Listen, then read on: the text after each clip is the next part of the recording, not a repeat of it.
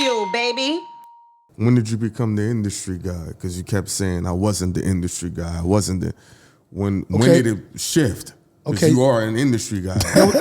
I had never been to Jack the Rapper. Shit. I had never been to any of the conventions. I went to BRE, I think, one time. Okay. I had never been to any convention, so they was having a how can I be down or some How can I be down? Mixed show power some in Miami, and I wanted to go, and my boss told me I couldn't be off that day. I waited too late to put in the day off. I couldn't do it, so I was pissed. So that Saturday, I'm at home cleaning up, working, messing around. This was probably 99.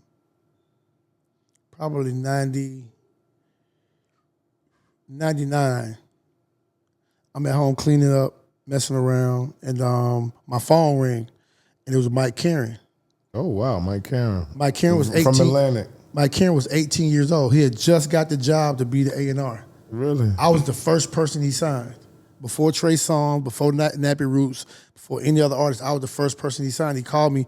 He said, "Man, I was talking to a good friend of yours, Tony Draper, at Suave House, and he was like, I was telling him that I wanted to do I had did my research on you, and I wanted to do a deal with you." So I was like, "Cool," and that's when I started understanding how life worked. Like sometimes you don't get what you want because something else may be waiting for you. So what else did you want before? Oh, How Can I Be Down? Yeah, I wanted to go to the convention. My bad. I got you. But like even before that, when I was in Houston, I knew Master P, I knew Tony Draper, I knew Lil J from Rap A Lot, but I wasn't an industry guy. These was just my boys. Master P came to me when nobody knew who he was.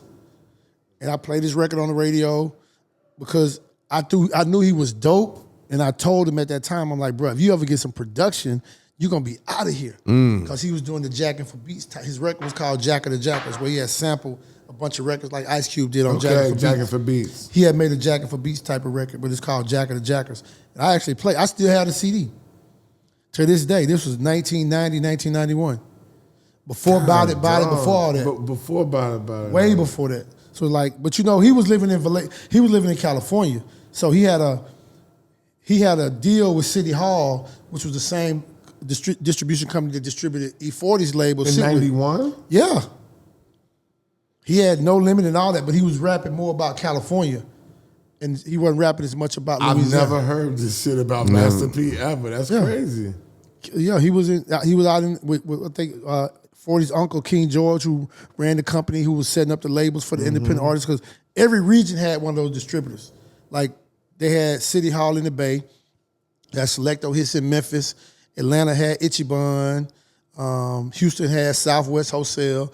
All these different cities had these different independent distributors that was putting all this music out. That's why you heard artists from those regions that was breaking out, because they had the distributor. They had the distribution for that specific region. But if I own a distribution company, I live in this region, I really know what's going on in this city. And I can push this. I got people that's running around telling me, my kids is telling me, people telling me in the office. This is the record. This is the record. Distribute this record. You need to get this record. Right. So that's how those records were going crazy. Niggas got rich then. Yeah. Motherfuckers got rich that were distributing those fucking records. Yeah, because they was owning the masters. They was robbing everybody. They got filthy rich. They was robbing everybody, but that's how Lil J Prince, that's how Lil J and Tony Draper and Eazy-E and people like that was in the game had peeped the game and started learning the game for themselves in their city and started putting records out themselves and getting them 80-20 deals, because you know what I'm saying? 80-20 is crazy. You ain't getting that no more. How does one go about becoming They still giving them out. Yeah, they do. I mean, you got to Bad spend money. Bunny got a 90-10. I mean, but that's Bad Bunny though. But Did he get it before? But he did the deal when he was nothing.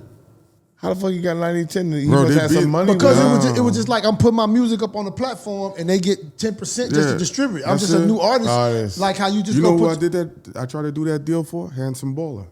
Oh, no, we was gonna set him up, have Fab do the remix to one of his songs, and you know, in New York, a lot of the times, independent artists, they don't understand the game. They think they're always getting robbed because, you know, you hear the game, contracts are bad, contracts are bad, contracts are bad. And he was just, he didn't trust us, or he didn't think it was a good situation. Well, most young people that's trying to get into music, they don't know nothing about the music business. No. They just know how to make a record. And they want to say they got screwed, but if you didn't learn how to read when you was in this 8th, 9th, 10th grade, it's not our fault. It's not our fault. If you know everything on World Star, everything in the Shade Room, and you don't know what's going on in your paperwork, there's something wrong. But you know what's going on with Young Thug in court. You know what Lil Durk got going on. You know what Lil Baby doing. I feel like how you've lived your lifestyle as a DJ, it transcends even the South. Because even from being from New York and not having the knowledge of the South, I knew who you were. We niggas know who Greg Street is. It's you, Flex, Envy, Clue. Like, your name is there. And for a city where everybody's to themselves and we're so obnoxious and arrogant about it, niggas know Greg Street. So if we're talking from New York across to Arizona and everything in between. But I'm going to tell you why, though. I'm going to tell you why. Because I've always been real with guys, and it's never been about money. I mean, you can go from LL Cool J to Kid Capri. Like, Fly Ty's my man. That owns Cold Chillin', that's my man. When I went to Houston, Fly Ty, he wanted to promote the label. He brought everybody to my college party. College night at the venue. Yeah. He brought Kane, he brought Biz, he brought Shan, he brought Granddaddy IU. He brought everybody on the label to this party. Same thing with Wu-Tang. When they came out, they brought everybody to. I remember Wu-Tang was on tour. They had their own mic packs because there was so many people in their group. It was back in the day when you go to the club and they only got one shitty microphone. So Wu-Tang was the group that they was in a van. They had their own mic pack with enough mics for everybody. And all they had to do is just have one aux plug or one input for them to come in and plug into your board and control all those mics from one pot because they could control them from their mic pack. Yeah. But like Naughty by Nature, I had Greg Street versions of Hip Hop Array when the song first came out. You know what I'm saying? But was that because it wasn't a lot of down south hip hop that was pumping? It was a lot of East Coast hip hop? No, what people don't understand about down south is if you was a real DJ and you were really into music, we played everything.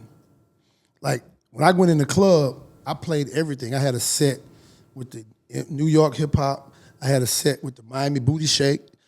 I had a set, Cool C was popping in Philly. The Cool C, yeah, Cool C. The Glamorous I Got Life. a Habit. I Got a Habit. All that. So it's like you had sets where you knew, you know what I'm saying? Because we didn't really have artists at the time. You know what I'm saying? So, that's why I asked, yeah. Reggae, hip hop, R&B, white crossover records like ABC and the Eurythmics and all those records. That was all part of the playlist. It was all part of pop culture.